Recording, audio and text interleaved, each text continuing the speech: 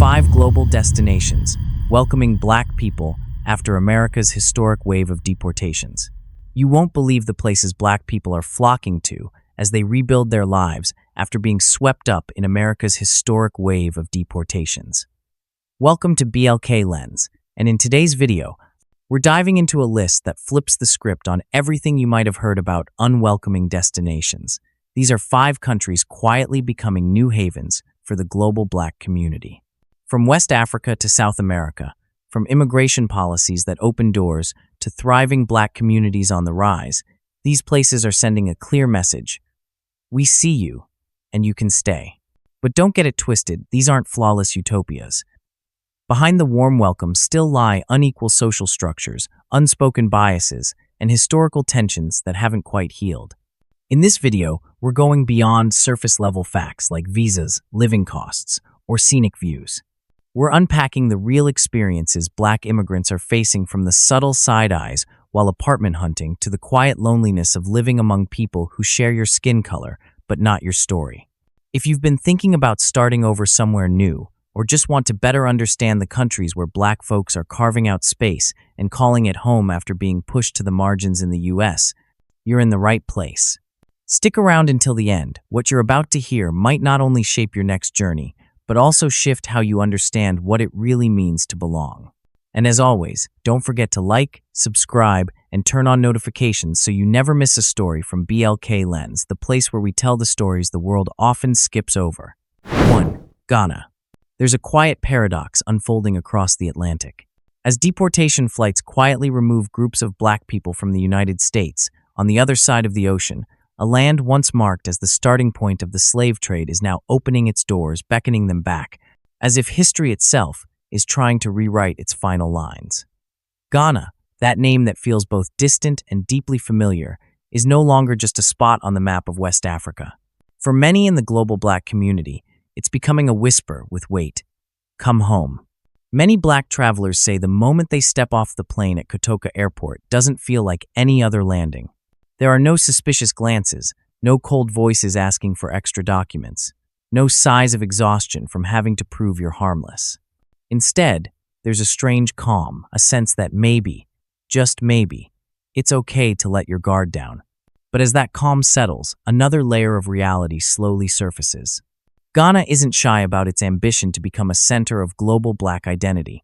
Policies like the Year of Return, Beyond the Return, and the Right of Abode aren't just slogans.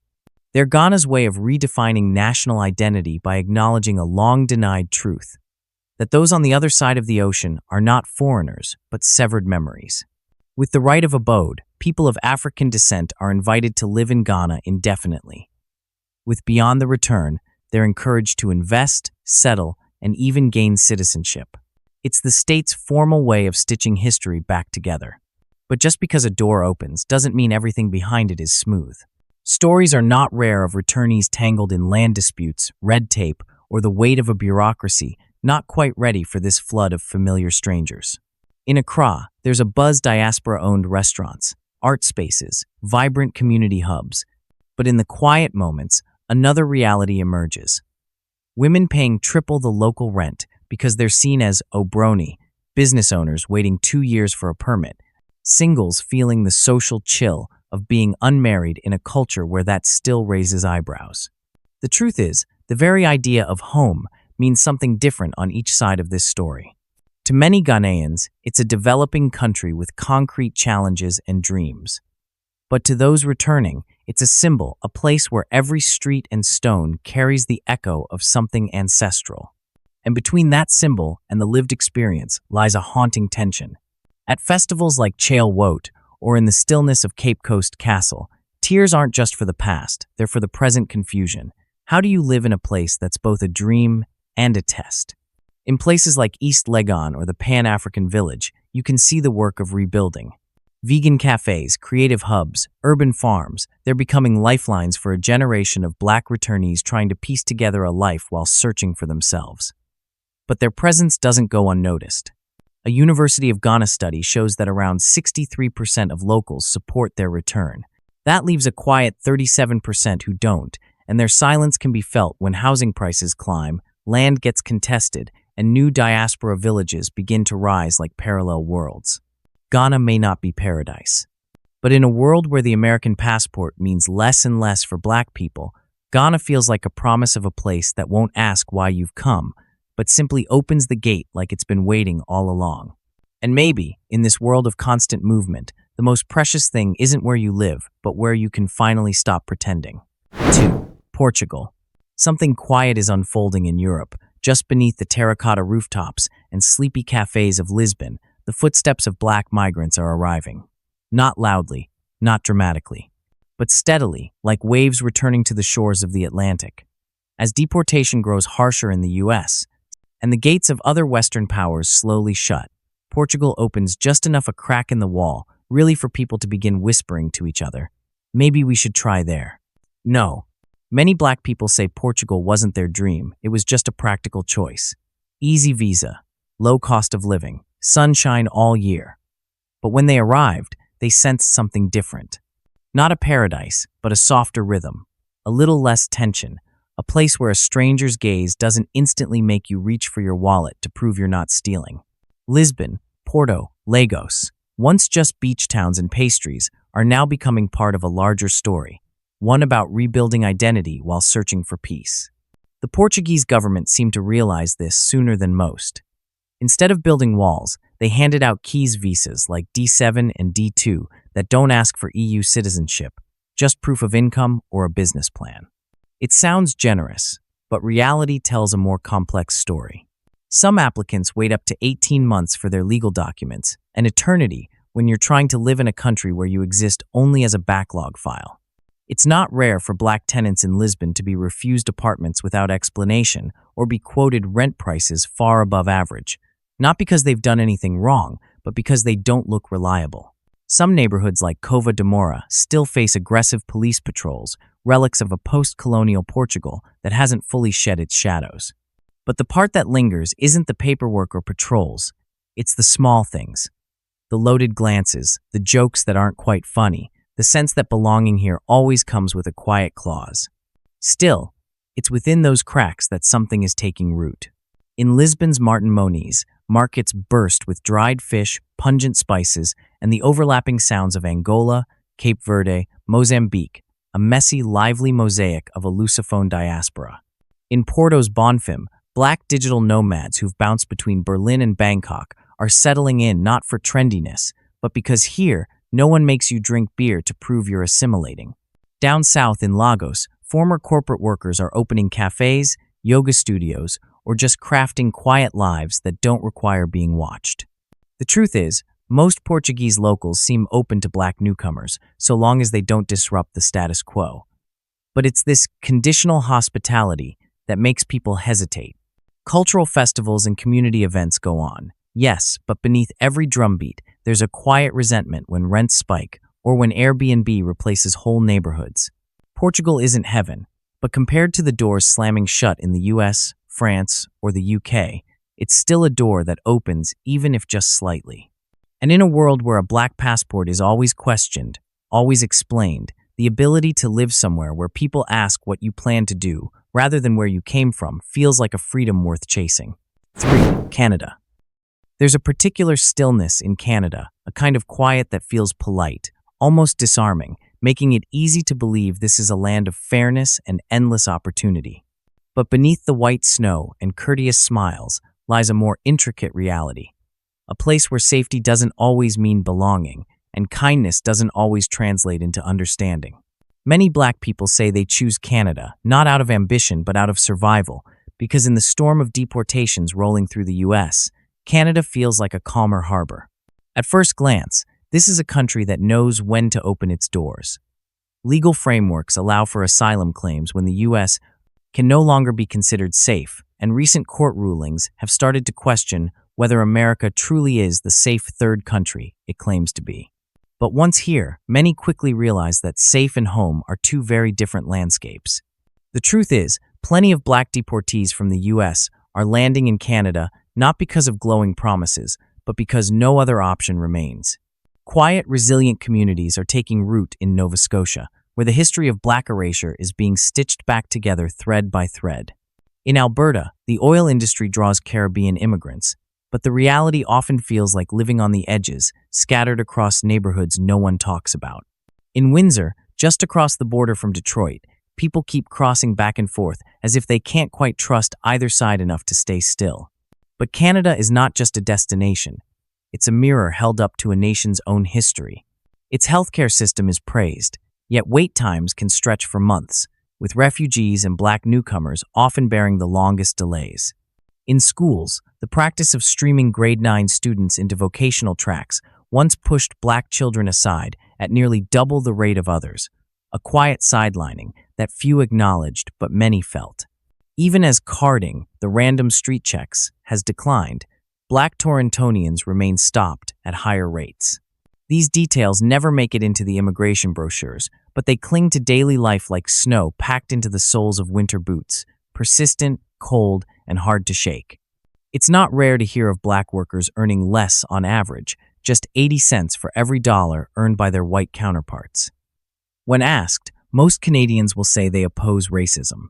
What goes unspoken is the subtle way bias creeps into hiring decisions, lingers in watchful stares, or hides inside vague rejections for internal reasons.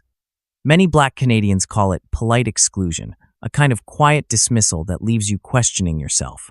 Surveys show that nearly 70% of Black newcomers feel Canada offers better safety and services than the US.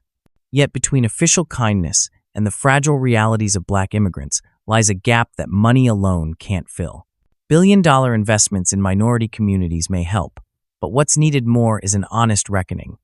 Canada isn't a promised land. It's a country still learning how to truly see those it once overlooked. Canada, in many ways, isn't where you go to find a new dream.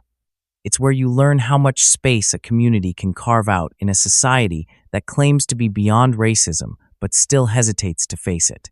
And for those forced to leave their old lives behind, Canada is just a station, a place stable enough to catch your breath, but not always enough to call home. 4. Brazil. There's a strange contradiction alive in Brazil, a place where Black people can see themselves reflected in the rhythm of samba, the faces of saints, the flavors of street food, and the eyes of passers-by. Yet it's also a place where they learn to walk faster at certain intersections, avoid the gaze of police, and think twice before stepping into unfamiliar neighborhoods. Brazil, especially Salvador, Bahia has long been called the Black Rome of the world, a cultural powerhouse that pulses with Afro-descendant pride. But behind the festive drums and vibrant carnivals lies a tangled reality where the idea of coming home always comes with a quieter, lingering question. Am I safe here? Many Black people say they come to Bahia not for the tropical scenery or affordable living, but to escape the burden of being Black. Salvador, with over 80% of its population identifying as Black, seems like a promised land at first glance, a place where you can walk the streets without being stared down, where the beat of the drum feels like it's coming from somewhere deep inside your own blood. But the truth is far more complicated. Since 2016, a growing number of African Americans have quietly settled in Bahia, mostly through investor visas. But alongside grand opening signs and carnival selfies are stories of workplace discrimination, complaints filed with little follow-up, and uncomfortable stops on the street by officers unsure of who you really are. While Bahia has introduced initiatives to support Afrocentric businesses offering tax relief and cultural incentives, these efforts often feel like flickers of hope in a broader landscape of inequality. Brazil has long claimed to be a racial democracy, a place where race supposedly doesn't matter. But that ideal has become a dangerous myth, because by pretending not to see race, society ignores the deep cracks. Afro-Brazilians still earn 43% less than white Brazilians, still make up the overwhelming majority of homicide victims, and still find themselves disproportionately targeted during large public events, especially festivals, where the louder the music gets, the closer the police seem to move in. It's not uncommon for Black expats to be mistaken for problematic locals, pulled from taxis, watched in supermarkets, asked questions others don't get. In Bahia, where nearly 95% of those killed by police are Black, being visibly Black, whether born there or not, always carries an invisible weight. The 2022 Gamboa case stands as a chilling reminder, a police operation that ended in a Black man's death no one held accountable, no real answers given. And in this atmosphere, Black expats who arrive carrying hope, investment, and the exhaustion of American racism must figure out how to exist in a space that feels both familiar and foreign. Some open cafes. Others teach dance, organize cultural workshops, or collaborate with local communities. But they also learn what not to say, when to stay silent, and how to blend in. Because in Brazil, the more you look like you belong, the fewer problems you face, and paradoxically, the easier it becomes to be ignored. Brazil's cultural magnetism is undeniable, but it's also a country where Black people are constantly negotiating the terms of their presence. For those seeking a new home after the cold finality of deportation, Brazil may not be where life begins again, but rather where one must quietly calculate, will I be allowed to fully exist here, or am I just another splash of color in a festival that's always been painted without me? 5. Colombia. There's a kind of cheap peace to be found in Colombia, not the kind built on strong welfare systems or structural justice, but the kind that makes you quietly wonder, at this price, what's being left out of the picture? Medellin, Cali, Cartagena names, once tied to violence and volatility, are now being draped in new colors. Tourism, salsa, and whispered promises for those searching for a softer life. One that's more affordable, more breathable, and at least for many Black people less surveilled. Many Black expats say they didn't come to Colombia because they knew it well, but because they heard that with just $1,000 a month, they could live like the middle class, something that feels like a fantasy back in the US. A balcony apartment overlooking the Medellin Valley for $500. A clean cafe with strong Wi-Fi and a warm smile from the barista. It's easy to believe this is the secret paradise they'd been searching for. But the longer they stay, the more they realize there's an unspoken divide between the comfort extended to foreigners and the long silence that hangs over the lives of local Afro-Colombians. In reality, neighborhoods like El Poblado in Medellin or Central Cali are becoming hubs for globally mobile Black communities. There are art workshops, heritage tours in Palenque, and community circles supported by organizations like Afrods and CNOA. But alongside the welcome is a quiet scrutiny, a subtle questioning beneath compliments like, "Oh, you're American?" As if respect is only reserved for the right passport, not for the skin it's printed behind. Many Black expats say they've never been directly discriminated against, but they always feel like they're walking on a slick surface where one wrong move could turn into a fixed assumption. Colombia is still a deeply stratified society where Black immigrants from the US, armed with dollars and English, suddenly find themselves positioned above local Black Colombians, many of whom are still battling joblessness, inflation, and neglected schools. In that tension, some Black expats confess a quiet discomfort when they see Palenque children performing for tourists under the blazing sun, a mix of cultural pride and guilt. And maybe that discomfort is the most honest reaction of all. Are we resettling or simply reperforming an old injustice in a new costume? In Colombia, a delicate paradox is unfolding. Black immigrants are welcomed, while Black locals remain on the margins.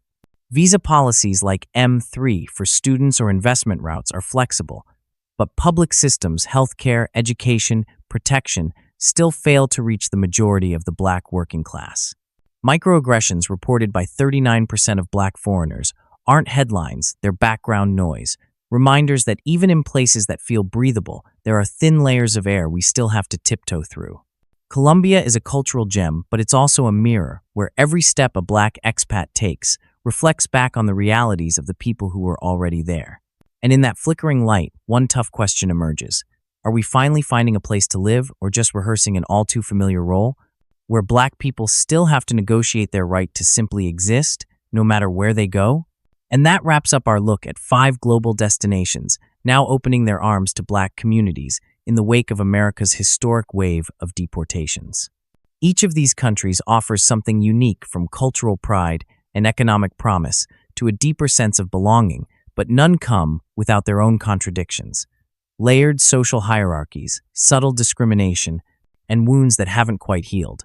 This video isn't here to paint a perfect picture. It's here to help you move forward with eyes wide open, to understand where you might be welcomed and where caution still speaks louder than invitation. If you found today's video helpful, eye-opening, or inspiring in any way, don't forget to hit that like button and subscribe to BLK Lens for more content on global Black migration and lived experience. And if you've ever lived in, visited, or have thoughts on any of the countries we covered, we'd love to hear your perspective. Drop a comment below and join the conversation. Thanks for watching all the way through. Stay grounded, stay proud, and keep moving forward. We'll see you in the next video.